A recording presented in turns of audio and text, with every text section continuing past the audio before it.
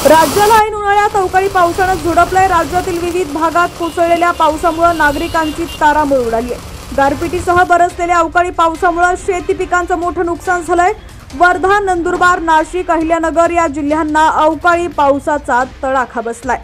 बातमी सविस्तर जाणून घेऊया। त्याआधी तुम्ही HPN मराठी न्यूज चॅनल पहिल्यांदाच पाहत असाल आणि अजूनही चॅनलला सबस्क्राइब केलेलं नसेल तर नक्की सबस्क्राइब करा, जेणेकरून आमचे अपडेट्स लवकरात लवकर तुमच्यापर्यंत पोहोचतील।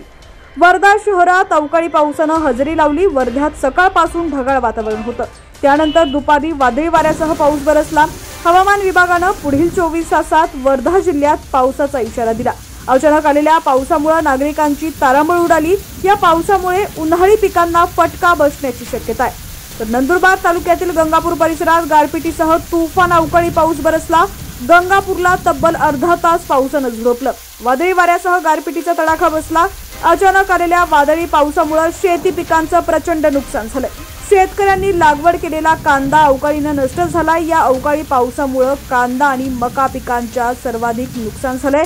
वादळी वाऱ्यामुळे अनेक घरांची पडझड झाल्याचं पाहायला मिळालं, तर काही घरांचे पत्रे देखील उडालेले आहेत।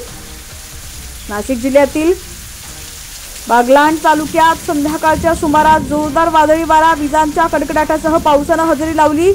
बागलाणमधील नवे निरापूर येथील शेतकरी राकेश सूर्यवंशी यांच्या राहत्या घरासमोर असलेल्या नारळाच्या झाडावर वीज कोसळल्यानं झाडानं पेट घेतला। वीज कोसळताना सुदैवानं घरातील सर्वजण बाजूला असल्यानं कुठलीही हानी पोहोचलेली नाहीये।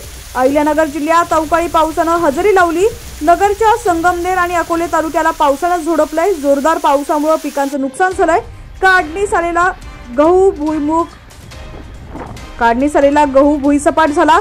इतर पिकांचंही मोठ्या प्रमाणात नुकसान झालंय। संगमनेर तालुक्यातील पाठरा भाग आणि अकोले तालुक्यातील राजूर परिसरात जोरदार पावसानं हजेरी लावली।